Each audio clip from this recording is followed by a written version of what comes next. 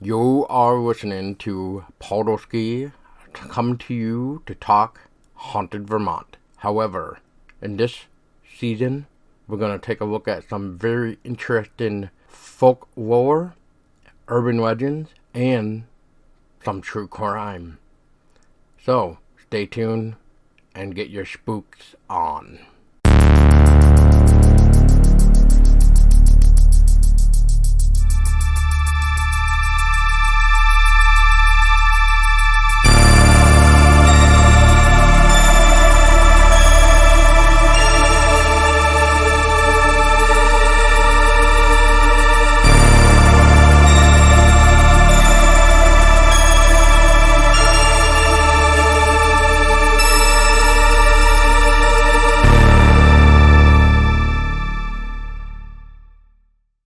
The story of the curse begins in 1748 when Abenakis lived near the springs and relied on the natural healing powers of the waters. When a soldier was wounded in the French and Indian War, his Abenaki companions brought him to Brunswick Springs.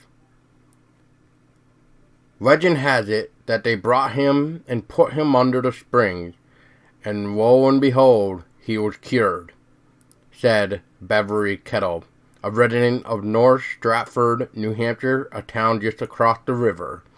Kettle's father, Henry Savage, built the last hotel that fell victim to fire. Not only does the curse seem to be true, but the springs itself was also called the eighth wonder of the world from Ripley's Believe It or Not, due to the belief that the springs from the same source was able to be split into 6 unique mineral waters. Some of the splitting of this new mineral waters included iron, calcium, magnesium, sulfur, bromide. The soldiers supposedly returned to the springs after the war to bottle and sell the water, and Abenakis objected to the sale of something natural. In the struggle that ensued, legend has it that an Abenaki man and baby were killed. The child's mother, a sorceress, is said to have cursed the spring, and I quote, "Indians said anyone who tried to profit from the springs would fail," said Brendan Whittaker, a Brunswick resident and chairman of the town select board. He said the fires were caused either by, quote, "that curse," and someone with a grudge, or accident, unquote. There has been numerous buildings that have tried to withstand the Brunswick curse. However, each one that was built has fallen victim to random fires. As stories of healing continued to spread, the area began to look like a gold mine at a time when mineral waters were used frequently by the upper classes in Europe. Kettle said the first house was built on the hill above the springs in 1832. The first hotel, called the Brunswick Spring House, followed in 1860. An early hotel brochure burst the medicine waters of the Great Spirit, and 60 guest chambers piped with the water from Brunswick Spring. The hotel stayed in business for several years. From the hotel on the crest of a hill, the view included the Connecticut River, the Green Mountains of Vermont, New Hampshire's White Mountains, and Silver Lake, on which some say they have seen the ghost of the sorceress. Others say the lake is bottomless. In the 19th century, people would apparently take the train to North Stratford, New Hampshire, and then a horse and a buggy into the springs, to the healing waters as they called them, Whittaker says. What remains of the Brunswick Springs Hotel? A walk a quarter of a mile into the woods from Route 102 reveals Silver Lake first, now home to multiple beaver dams. Deer tracks cover the area after a recent snow. The ridge rises to the left, and a cement staircase, over a century old, can be climbed to the top, displaying a view across the Connecticut River. Further in, another old staircase leads down to the springs, and visible on the embankment is an old overturned spring house.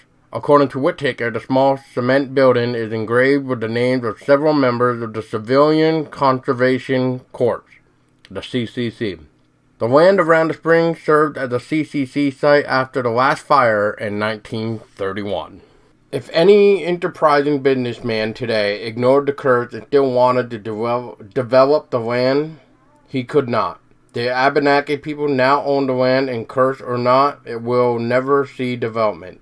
The Abenakis in Swanton formed a non-profit organization 10 or 12 years ago called Wubanaki, Inc. Whittaker says they bought the land because it originally is a sacred spot for them.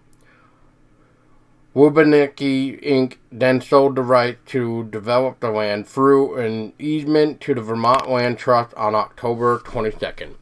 A conservation easement is the right to develop land, says Kathleen Odell of the Vermont Land Trust.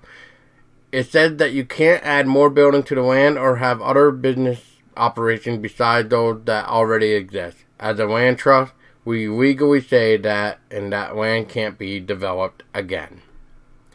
So, is there any scientific proof to the healing power of the waters, or that there are even separate minerals in each of the springs? I guess you would have to find out if you even can.